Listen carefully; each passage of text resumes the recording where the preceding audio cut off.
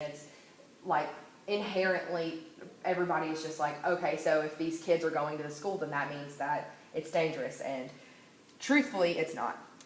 So in the 4th chapter, she also discusses how there's a large push to privatize schools, which I was also thinking about this while I was reading this. There's also a large push to privatize prisons, and it's interesting because people are very much against the privatization of prisons, but privatizing schools, people aren't so like, they don't speak up as much about not wanting to privatize schools.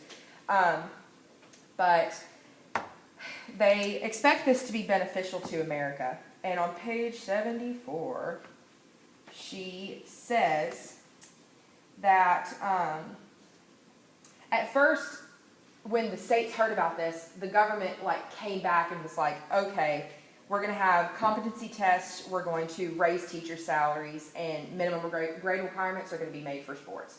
And there was a huge, it worked. It worked for a little while, and if we continue to make efforts like that, then we will see more results.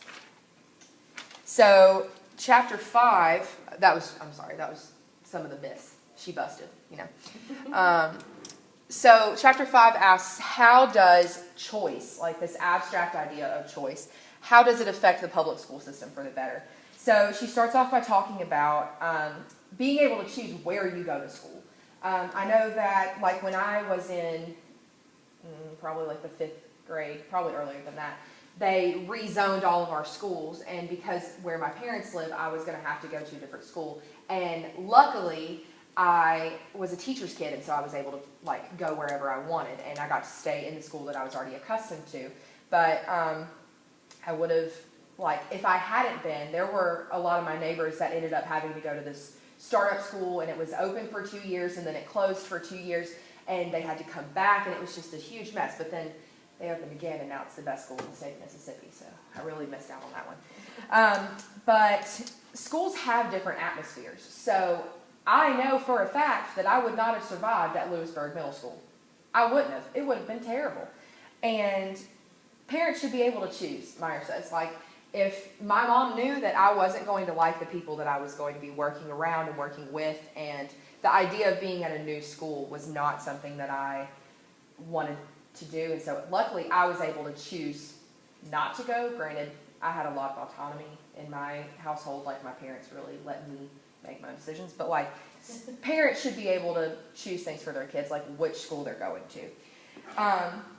She said that when kids are at a preferred location, they can work better if they are given the opportunity and those resources, of course. But if they don't hate where they are, they're more likely to stay engaged. She also says that choice is an experiment. It's not anything that is concrete and solid. And in order to move towards a more family-based atmosphere, being able to choose to be there is helpful. So chapter 8 asks, how do we reinvent teaching to benefit not only students but also teachers? This chapter was very interesting because it dealt more with obviously how teachers learn, and we're all in the College of Education at a university, so this is prevalent to us.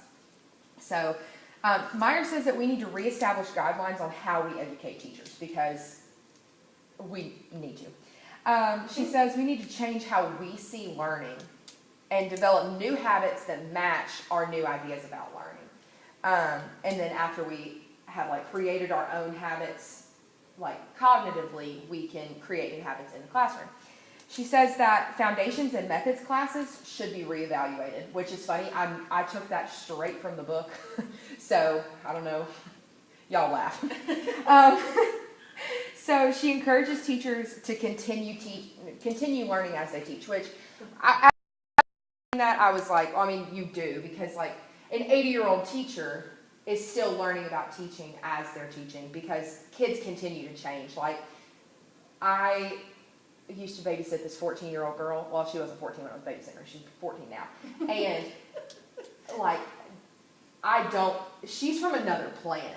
I don't know what they're doing, what they're dealing with. But like, as a teacher, you're dealing with that new set of kids every year. So like, my second grade teacher is teaching second graders that are totally different, and so like you do continue to learn.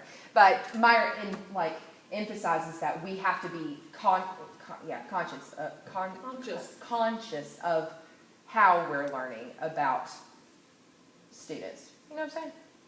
So she also points out that like we all in our brains, like even when you're little, you think of school as being like an authoritative environment. Like you are the teacher and everyone sits in rows and you teach, they listen, and then they get it right. Like that's everyone's idea, is the schoolhouse, you know, like Little House on the Prairie. And that's something that we, even though like we're in education and like we are getting ready to go student teach, literally most of us next semester, it's like something that even if you don't realize it, like it's something that you do imagine, and that's something you need to reevaluate. So the last chapter is about why kids don't want to be educated. Oh my gosh, I've got to hurry up. The last chapter is about why kids don't want to be educated. And she talks about how education to kids is not the equivalent of achievement. And kids also don't understand the connect between what they're learning and why they're learning it. So I know we talk about that a lot in all of our classes. Like if you have, Nikki Buss will drill it into your brain. If you have a student ask you why they're in your class, what do you say? Because you have to know what to say. She gave an example of if a Martian came to your classroom and saw you teaching, like I'm going to teach English. If they saw me standing there talking about like, I don't know, Chaucer, they would be like, okay, obviously these people are all going to grow up and be British literature experts. But in reality, like we teach all of these kids the same thing, but all of them are going to go into different fields. So what, like, kids don't want to do the things that they don't think they need. I know that's very obvious, but she really talked about it a lot. And then we need to be teaching like how to, through what we're teaching, through the content, we need to teach kids how to observe things closely. We need to teach them how to pay attention to detail and like just general how-to knowledge. Like in a literature classroom, you're going to teach someone how to analyze a text. And like analyzing a fiction text is much different than analyzing like some research that they do. If this kid turns out to be like, I don't know, a sociologist analyzing something else, you know what I mean? So, and that's like very either qualitative or quantitative text depending on research, but you'll get what I'm saying. So, to kids, academic means hard and non-academic means fun or lower than. And we need to like re-establish what academic actually means. So if you notice, I skipped chapter 6 because chapter 6 is where I was going to focus, but I've already gone over the time limit. So to give the whole speech. Okay, sorry. I lost my point, but that's Focus okay. on chapter 6. So chapter 6, she talks about the importance of small schools. What are the benefits of small schools, and how can large schools have the same intimacy? And what I focused on this chapter didn't mean to take 20 minutes on the rest of the book, but I focused on this chapter because we talked about that a lot in class, as well as like the democratic atmosphere of our own class. So she gives 6 examples. Did I make a slide for that? I did. Okay, so first, a small school focuses on self-governance. So they didn't have a receptionist for the first 3 years that they were open at Central Park East. Like the teachers took care of everything. When they got together, they made decisions on their own. Like they didn't have a cabinet at all. No one was permanent for the first few years until after the school system grew. Then there became permanent members, and they had a separate like group that made other executive decisions. Everything was reevaluated every year, and they were like their graduation requirements were evaluated every year so that they were keeping up with students and like what they needed. Secondly, the staff's collective effort is a goal. Like everyone needs to put in their part. The staff is collectively responsible for work. That way they can like be critical of each other, constructively critical, hopefully. And that's for their own benefit and for the benefit of the students. Third, student performance and expectations were a goal. Teachers can get to know students better in a small school, and then they can understand their needs and their interests and build on that and help make their educational experience better. This is, I was thinking about this last night. This is why, like, in AP classes, we were all so involved in what we were doing because those classes were small and we were able to focus on what we wanted to. I literally wrote down, this is why AP kids are so AP. So fourth, the safety of a small school is like just better. She writes about how you know who everybody's, like what is each person's, and so like theft is lower, and like you don't have to have metal detectors because you know when someone is acting funny, and like this is like debatable, obviously. I like struggled with this myself when I was writing for this slide, but like safety is easier to manage. Yeah.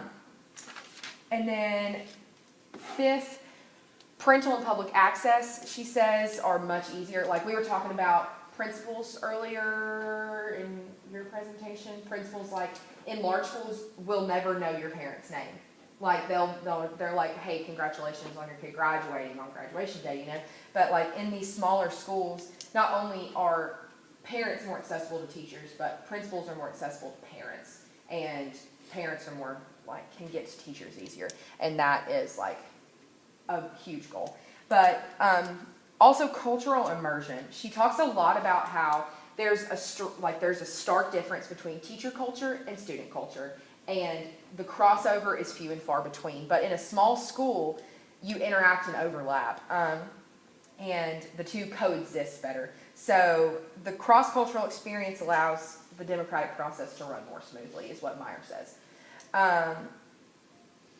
She also writes that in this goal of cultural immersion, schools are able to like mourn and celebrate together, which it made me think about, like, my school was not small by any means, but like a few kids over the course of my years, even through like the Hernando school system, like the middle school, high school kind of thing, like every time, which sounds terrible. We didn't I only have like 4 times over the 12 years of school there, which is still terrible. But like when people committed suicide, we as a school like system came together and mourned that loss together. And that's that. Even though my school wasn't small, that is an indicator of the community style and like the family atmosphere that was created in our system. So like, I was lucky enough to be able to go to a school that like embraced that kind of environment, and so like we did mourn together and we did celebrate together, and it was like something like that. So I think she's very much right. So in order to make your class feel small, she says we need to start by making yourself vulnerable to students so that they will be vulnerable to you in your classroom. And within your classroom, starting that process, you can start it like school-wide. So my thoughts quickly, I thought that in 2018 she was talking about like the idea of choice is like good, but in 2018 it's kind of a stretch. I think it is good. I'm glad that I was able to choose where to go to school, but also my parents aren't racist, and in our day and age, it would be very easy for this to turn into like an issue. So that was my like biggest critical point of the book, was that I think that like comes and goes with like not only like your geographic location, but also your like experience with your parents and stuff. So I think privatizing schools is a terrible idea. I think it would be terrible. I think that teachers learn as you go forever. I don't think that you ever stop. So I think she was right about that. Collective staff work could be a serious issue, especially for some. I'm very autonomous. I like to do things by myself. Like I said, that one day I was like, okay, well, I've already started. I'm sorry, I love y'all, but I already started. So I think that could be an issue. Also, my mom worked at a school for a long time before she got her master's degree, and teachers are bullies to each other sometimes. True. Like, competition is so, like, forced into us, each and every one of us, that, like, we inherently do that. We all do it. We try to compete and be better than each other, no matter what. Like, even if you